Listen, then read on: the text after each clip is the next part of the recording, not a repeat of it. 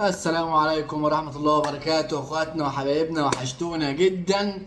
خلصت مرات منتخبنا واثيوبيا حلم كاس العالم. 3 نقاط، 3 نقاط بقى تخلصوهم من بوركينا فاسو، تخلصوهم من الماتشين اللي بعد كده، تخلصوهم زي ما تخلصوهم، تشقلبوا تمشوا على الحيط، تنتقدوا حسام حسن، تنتقدوا اللعيبه، هاجمنا دفعنا، انا معرفش، ماليش دعوه. انا عايز 3 نقاط عشان اصعد كاس عالم. عندنا 3 مباريات، فزنا امبارح على اثيوبيا 2-0، ضربة جزاء محمد صلاح في الدقيقة 40، ضربة جزاء عمر مرموش في الدقيقة 45، ومضيعين 550 مليون فرصة. تيجي بقى تقول لي اصل الظروف، اصل الجوابات، الاتحاد الافريقي من يوم حسام حسن ما مسك وقال له عميد تعالى عميد خد احلى نظام جديد واحلى مجموعه واحلى فرقه واحلى كلام. مجموعه هاديه، لذيذه، كلها في المتناول.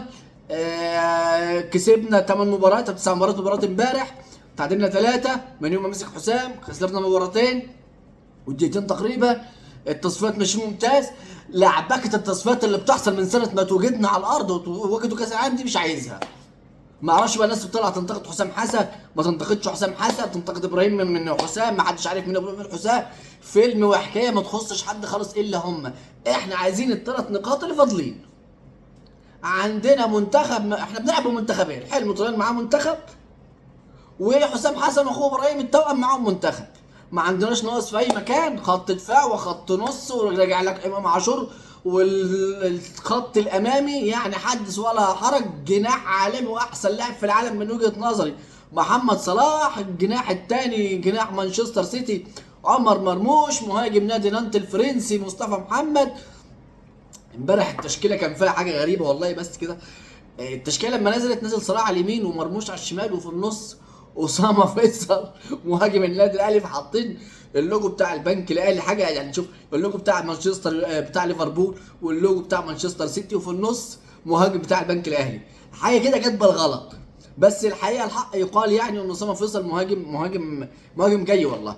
طبعا انا كنت افضل يبدا بمصطفى محمد، بس بغض النظر يبدا بمصطفى، يبدا ان شاء الله رب يجيب مصطفى شوبير من على الدكه يحط راس حربه. احنا عايزين ال3 نقاط، وعايزين نصعد كاس عالم، وعايزين نخلص من الفيلم ده عشان نحتفل وننبسط، ونرجع بقى المعمعة الدوري وقصه الدوري والاهلي والزمالك والعك الكره اللي احنا بنعكه في الدوري المحلي.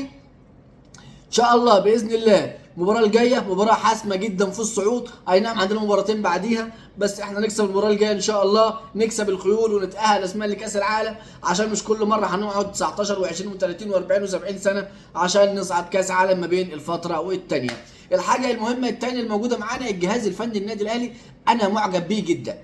يعني من اول عماد النحاس، عادل مصطفى ومحمد شوقي اللي راح زد.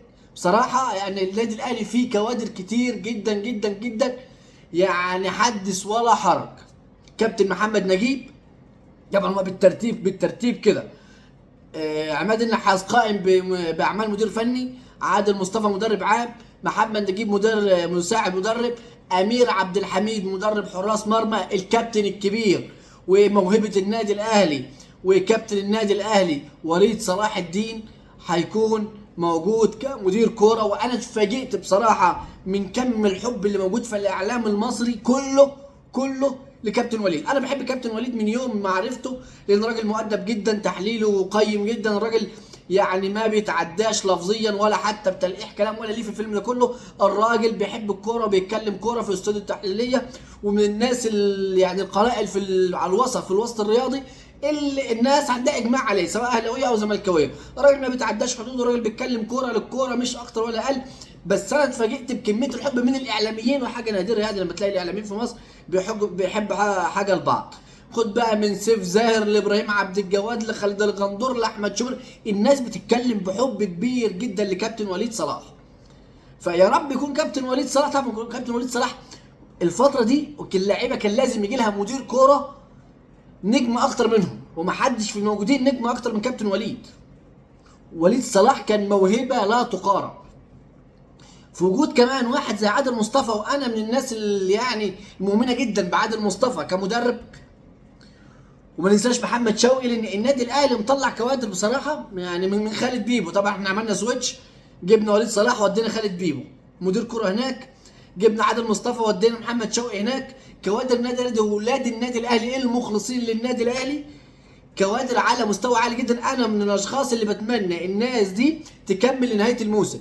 سيبهم هيشتغلوا فتره التوقف الدولي، وبعد التوقف الدولي سيبهم يشتغلوا، عندك توقف دولي تاني في شهر 10 المباراه الجايه، خليهم ياخدوا فرصتهم، واذا اثبتوا نتيجه ودعم يكملوا. احنا كده كده كابتن وليد صلاح هيكمل مدير كوره حتى لو اتغير الجهاز الفني وجبنا مدرب اجنبي، وكابتن عادل مصطفى هيكمل مدرب عام حتى مع الجهاز الفني الجديد. كابتن عماد النحاس مكانه موجود في قطاع الناشئين. كابتن امين عبد الحميد مشكورا مع قله ادب بعض الناس شفتها على السوشيال ميديا طالعين يتريقوا على كابتن امين عبد الحميد. يا حبيبي ده راجل مدرب حراس مرمى منتخب مصر، انت تختلف او تتفق معاه، انت راجل لا قيمه له بالمره. انما انت تطلع تتريق على الراجل والراجل ما عملكش حاجه. الراجل واخد اذن من المنتخب 2009 الفتره الاستراحه الشرحي يضرب فيها حراس مرمى النادي الاهلي، عقبال ما نشوف المدير الفني الجديد والمدرب الجديد اللي هيجي بجهازه كامل، ولا هنرجع ميشيل يمكن، ولا هنعمل ايه بالظبط. فخلي في ادب حتى في الحوار وادب في الانتقاد. بتمنى الناس تشتغل، كابتن الخطيب يدوهم فرصتهم، محدش يعني حاسسهم ان هم بين قوسين او ادنى ان هم يمشوا، ونشوف. ادوا فرصه لاولادنا، ادوا فرصه لكابتن عماد، ادوا فرصه لعادل مصطفى، ادوا فرصه للناس تشتغل براحه ويشتغلوا بنفس كده ويكونوا مش مضغوطين. اخواتنا وحبايبنا، دي كانت اهم واخر اخبار الموجوده معانا النهارده. ادعمونا بلايك، اللايكات بعد اذنكم فضلا وليس امرا، عشان الفيديو يوصل لاكبر عدد من الناس. والسلام عليكم ورحمه الله وبركاته. سلام.